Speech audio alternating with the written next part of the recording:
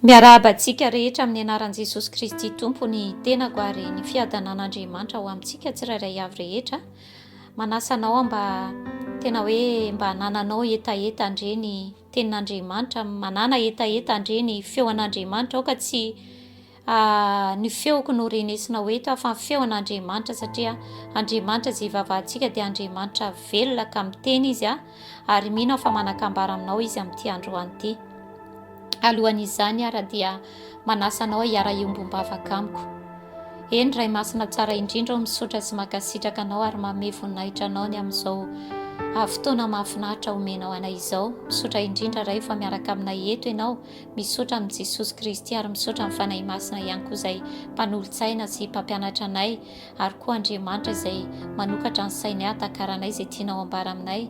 Eny Jesosy ianao tokoa ny tiana hisandratra sy omem-boninahitra ary izay rehetra mety hidera laza, izay rehetra mety voninahitra rehetra dia atolotra anao satria ianao mendrika izany hatramin'ny taloha indrindra ka ho mandrakizay dia ianao any teny aminay tsirairay avy rehetra tompo amin'ity androan'ity ary ny teninao Andriamanitra dia mba iraiky tapisaka atao anaty fonay tahaka ny tamin'ny vato fisaka Andriamanitra ka hitondra vokatra maro voninahitra ny anaran'i Jesosy Kristy. Haleloia, amin'ny anaranao Jesosy nanovana izany favaka izany. Amena. Amena. Androany indray ary ava malala dia iresaka manokana ny amin'ny hoe mahasarobidy ny toerana nametrahan'Andriamanitra anao na hoe sarobidy ny toerana izay misy anao io.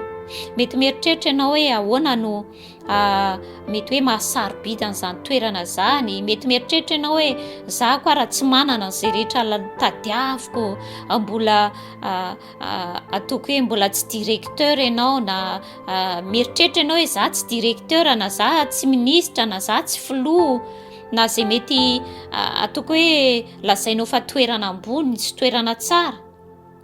Fa androany dia te hampafantatra anao ny tompo hoe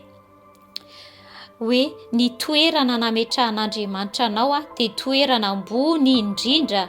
Eny mihoatra lavitra noho izay toerana manam-boninahitra hitanao eto amin'izao tontolo izao na reny lazainao fa hoe mpanjaka na filoha na ministra na directeur izay mety lazainao fa ataoko hoe manana toerana ambony fa tadidio tsara fa ny toerana nametrahan'Andriamanitra anao dia toerana manam-boninahitra, toerana ambony fitoerana rehetra. Aleloia.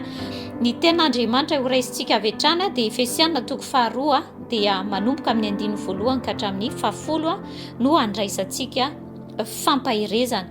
Efesiana 2 1 ka hatramin'ny 10.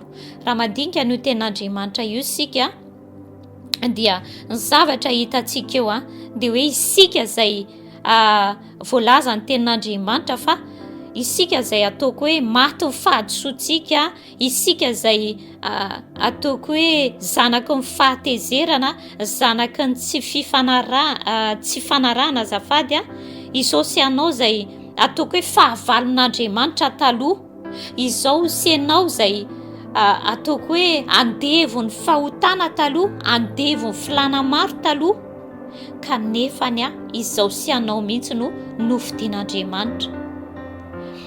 Tsy hoe diso Andriamanitra mifidy anasy ianao fa tena programan'Andriamanitra mihitsy ny fidanany anasy ianao ka nametrahana anasy ianao amin'izao toerana manam-boninahitra izao. Haleloia. Dia ilaza aminao hoe ninona ananan'ny olona na rena na dera na voninahitra sy izay mety ananany rehefa tsy manana ny Kristy Jesosy izy na rehefa tsy nofidian'Andriamanitra izy dia tahaka ny olona mahantra, tahaka ny olona ataoko hoe tsy manana inona na hoe zava-poana ny toerana na hoe tsy misy valeur ny toerana izay misy anazy fa ny toeranao mahazanak'Andriamanitra anao amin'ny olom-boafidy anao satria nofidiana ianao araka ny tenenin' Jesosy Kristy any filazantsara nosoratany Jaona 5:12 fa Jesosy Kristy mihitsy no efa nifidy atsika matoa izao sy anao tonga ataoko hoe tonga zanak'Andriamanitra dia tsy hetsika avy amiko, tsy hetsika avy aminao fa izy ilay Andriamanitra, ny Andriamanitra mihitsy, izy ilay mpanjaka mihitsy no nifidy anao. Haleloia. izy mihitsy nifidy anao satria ny tenin'Andriamanitra milaza fa hoe Andriamanitra no nifidy atsika fa tsy tsika no nifidy an'Andriamanitra. Jesosy Kristy no nifidy atsika fa tsy tsika mihitsy no nifidy, na hoe tsy tsika mihitsy ny te ho tonga zanak'Andriamanitra fa matoa tsika tonga zanak'Andriamanitra dia izy mihitsy ilay Andriamanitra ray mihitsy no hoe nitaonanao ho zanak'Andriamanitra. Halleloja. Ka noho izany ry hava-malala, tena tiako ianao eny mba tena atsapany izany hoe toerana izay misy anao izany amin'izao fotoana izao. Zanak'Andriamanitra ianao, nofidian'Andriamanitra ianao, tsy olona tahaka ny olona rehetra ianao, mbola ambonin'ny olona rehetra ianao. Amena. Ary dinio seritrereto ane hoe eto amin'izao tontolo izao rehefa mifidy olona ny ataoko hoe ny olona anankiray na ny any am-piasana na toeranaiza dia tsy maintsy olona izay ataoko hoe mahay an'le asa no fidiana, na hoe olona manam-pahaizana kokoa, na olona ataoko hoe manana toerana ambony kokoa no fidiana. Fa amin'Andriamanitra ry hava-malala dia ny olona adala amin'izao tontolo izao mihitsy no fidian'Andriamanitra mpamenatra ny endro izy ny tenin'Andriamanitra. Izany hoe izao sy anao izay andevon'ny fahotana mihitsy, izao sy anao izay maty ny fahadisoana mihitsy, izao sy anao no fidian'Andriamanitra. Saintsaino anie hoe taiza ny toerana misy anao, fa ankehitriny kosa ianao dia aiza mety mbola tsy tsapanao loatra zany asarobidiny zany toerana nametrahan'Andriamanitra anao izany, fa androany dia ampahafantarin'Andriamanitra anao izany mba tsy hamavainao, mba tsy ho ataonao kitoto, mba tsy ho ataonao atsirambina.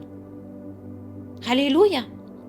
Fa ny olona ny eto amin'izao tontolo izao dia mifidy araka an'izay eritreretiny fa naaraka an'izay hoe hitany fahatsara, fa Andriamanitra kosa dia tena hoe tahaka izany mihitsy. Matoa ianao tonga zanak'Andriamanitra dia eritrereto izany hoe adala ianao taloha, andevon'ny fahotana ianao taloha, satria hozy Jesosy hoe tsy tonga hiantso marina izy fa ny mpanota mba hibebaka. Ka dia izao sy anao matoa tonga ao Kristy Jesosy ny dikan'izay fa izao sy anao izay efa maty noho ny fahadisoana kanefa no veloma niaraka amin'ny Kristy. Ary ho vakiantsika ane eo amin'ny andininy ndao vakiantsika eo amin'ny andininy fahaefatra amin'ny anaran'i Jesosy Kristy.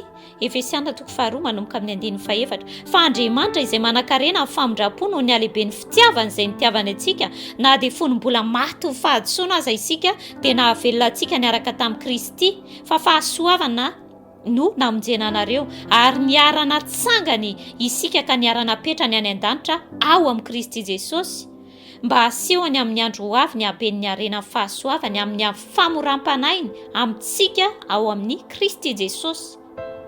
Dia ho tohizantsika ny famakiana ny teny andininy fahavalo, fa fahasoavana ny namonjena anareo amin'ny finoana, ary tsy avy aminareo izany fa fanomezana avy amin'Andriamanitra, tsy avy amin'ny asa fandrao isy mirehareha, fa asany sika voaforona tao amin'ny Kristy Jesosy mba hanao asa tsara izay namboarin'Andriamanitra rahateo mba handehanantsika eo aminy. Amena. Ny toerana izay misy anao raha vavy sy anadahy dia toerana sarobidy, toerana manam-boninahitra, satria ilay mpanjaka mihitsy no nifidy anao, ary tsy hoe nifidy anao fotsiny izy eto amin'izao tontolo izao, fa niara-natsangany ozy izy tsika, niara-natsangany isika ka niara-napetrany ao any an-danitra ao amin'ny Kristy Jesosy. Mbola eto amin'izao tontolo izao tsika, fa raha miara-panahy isika dia efa niara-natsangany ary niara-napetrany any an-danitra ao amin'ny Kristy Jesosy. Jesosy Kristy ilay mpanjaka ny mpanjaka, ary izy mihitsy efa mifidy anao niara-mipetraka aminazy, niara-nipetraka aminazy, tsy hoe hiara-hipetraka fa efa niara-napetrany, zany hoe efa nataony izany, efa napetrany, niara-napetrany ao amin'ny Kristy Jesosy zasy ianao, any an-danitra ao amin'ny Kristy Jesosy zasy ianao. Ka sarobidy ny toerana misy anao io, ka manomboka androany dia aza atao atsirambina, aza mavainina ny toerana misy anao fa toerana manam-boninahitra izany ry hava-malala, toerana sarobidy izany. Ary ozy izy ny tenin'Andriamanitra hoe fa fahasoavana ny namonjena anareo amin'ny finoana, ary tsy avy aminareo izany fa fanomezana avy amin'Andriamanitra. Ny natongavako zasy ianao amin'izany toerana izany dia noho ny fahasoavana, izany hoe tsy avy aminao, tsy avy amin'ny hetsika izay ataonao na ny hetsika izay ataoko, fa fanomezana avy amin'Andriamanitra, fanomezana nomen'Andriamanitra anao izany. Ka tena tehirizo tsara, kolokoloy tsara mba tena haharitra hatramin'ny faran'izany. Ary ny zavatra mahafinaritra ihany koa dia hoe rehefa mandingitsika izany hoe ny fifidanan'Andriamanitra izany dia mampatsiahy anahy atao amin'ny bokin'ny Romana, atao amin'ny bokin'ny Romana 1:20 mihina fa efa malala ity tantara ity tsika, ny amin'ny hoe nanesorana ny jiosy fa nametrahana ny jentilisa, ka izao sy anao izany jentilisa izany. Ary manasa anao moa za hamaky ny tenin'Andriamanitra manomboka eo amin'ny vakio daholo ny Romana 1:20 fa indrindra moa zany no andraisantsika dia eto amin'ny 7:20 manomboka amin'ny 9:20 ka hatramin'ny 1:20. Eo amin'io tenin'Andriamanitra io dia ahitantsika hoe izao sy anao dia hoarina tahaka ny hazo oliva izay naniry ho azy, natao hoe hazo oliva sauvazy, kanefany natsofoka tamin'ilay hazo oliva tsara dia Jesosy Kristy, na hoe natsofoka niombona teo amin'ilay fakany menaky ny hazo oliva dia Jesosy Kristy izany. Izany hoe izao sy anao izay tsinotsinona taloha sauvazy, natao hoe hazo oliva naniry ho azy dia nakambana amin'ny Jesosy Kristy. Ary voalazan'ny tenin'Andriamanitra fa raha masina ny santatra dia masina koa ny vongany, ary raha masina ny fakany dia masina koa ny sampany. Haleloia! Izany milaza fa rehefa ao amin'ny Kristy Jesosy ianao dia nanamasina antsika Kristy Jesosy, satria raha masina ny vongany dia raha masina ny santatra dia masina ny vongany, ary raha masina ny faka dia masina koa ny sampany. Ary izao sy anao izay hoarina tahaka ny sampana oliva maniry ho azy, fa rehefa nikambana tamin'i Jesosy Kristy dia lasa masina, lasa olona masina izasy ianao. Ny olona masina dia tsy hoe rehefa maty vao hamasinina olona masina, fa izao sy anao dia efa olona masina rehefa mikambana ao amin'ny Kristy Jesosy. Ka dia voalaza ny tenin'Andriamanitra fa na dia hozy izy ny tenin'Andriamanitra hoe fa raha notapahina ny sampany sasany ary ianao izay tahaka ny hazo oliva maniry ho azy kosa no natsofoka teo aminy, ka mba iombona ny fakany menaky ny hazo oliva dia aza mirehareha ny amin'ny sampany. Fa raha mirehareha ianao tsy ianao no mitondra ny fakany fa ny fakany no mitondra anao. Haleloia! Izany tenin'Andriamanitra izany ry hava-malala dia ho antsika tsirairay avy rehetra izay efa ao amin'izany toerana, izay efa mipetraka amin'izany toeram-pahasoavana izany, tahaka ny hazo oliva naniry ho azy kanefa nakambana amin'ny natsofoka teo amin'ny eo amin'ny fakany menaky ny hazo oliva dia Jesosy Kristy izany. Dia hozy izy ny tenin'Andriamanitra hoe aza mirehareha, aza mirehareha ianao, aza mirehareha tsika any amin'ny toerana izay misy atsika. Fa kanefa n'izany akory tsy midika hoe hanao kitoto, tsia, fa mila mahafantatra ianao ny mihasarobidy ny toerana misy anao, ary tsy mirehareha ianao ny amin'ny toerana izay misy anao. Satria nahoana? Satria tsy tsika mihitsy no mahatahiry ny tenantsika fa Jesosy Kristy. Tsy tsika mihitsy mitondra ny Jesosy Kristy araka ny voalaza io hoe tsy ny sampany mitondra ny faka fa ny fakany no mitondra ny sampany, na hoe tsy ianao no mitondra ny faka fa ny fakany no mitondra anao. Dia milaza ny Jesosy Kristy, mifiraisanao amin'ny Jesosy Kristy. Ka aoka ianao tsy hiavinavina, aoka ianao tsy hirehareha, fa aoka ianao hanana fanetretena mandrakariva mba nitana maherin'Andriamanitra, ary aoka ianao tena hoe atsapan'izany toerana manam-boninahitra izay nametrahan'Andriamanitra anao izany. Haleloia! Dia mino ary hava-malala fa manomboka androany ianao dia tena hoe tsy hanamaivana na hoe anao atandrevaka izany toerana izany, fa toerana sarobidy misy anao, firifiry teo amin'izao tontolo izao no hoe atoko hoe misy eto amin'izao tontolo izao, fa ianao izay anisan'izay voafidy tena fahasoavana izany rehefa malalaka aza tokototo fa Andriamanitra nefa mitahiranao fanomezana avy amin'Andriamanitra izany ka dia kolokoloy tsara amin'ny fanomezana nomen'Andriamanitra anao aza mirehareha fa mbola matoy ianao tafajoro amin'ny toerana misy anao dia nohon'ny Jesosy Kristy satria izy no mihazona anao. Haleloia. Misaotra ray masina any amin'izany teninao izany, misaotra anao izay satria mampafantatra anay tokoa ianao ny asarobidy ny toerana izay nametrahanao anay. Mahasarobidy Andriamanitra, mahazanaka Andriamanitra anay Tompo, kanefa koa ianao Andriamanitra mampitandrina anay ianao mba tsy hirehareha. Eny fa na ny tena sampany ary Andriamanitra dia nisoronao Tompo fa maika fa izay sampana naniry ho azy natsofoka tamin'ny menaky ny hazo oliva Andriamanitra, raha mirehareha izay dia isorona ihany koa. Andriamanitra ampenaro izay hanana fanetretena, anetry tena mba ny tana maherinao mandrakariva Tompo, satria Jesosy izay manetry tena no asandratra hoy ny teninao fa izay manandra tena no ahetra. Dia ampenaro hanana fanetretena ary izay rehetra tsy natsapa izany halebiazana na hoe asarobidy ny toerana misy azy dia androany dia nampahafantarina ho azy izany. Dia tehirizony tsirairay avy rehetra amin'ny fahamasinana, amin'ny fahatahorana anao, amin'ny fanajananao.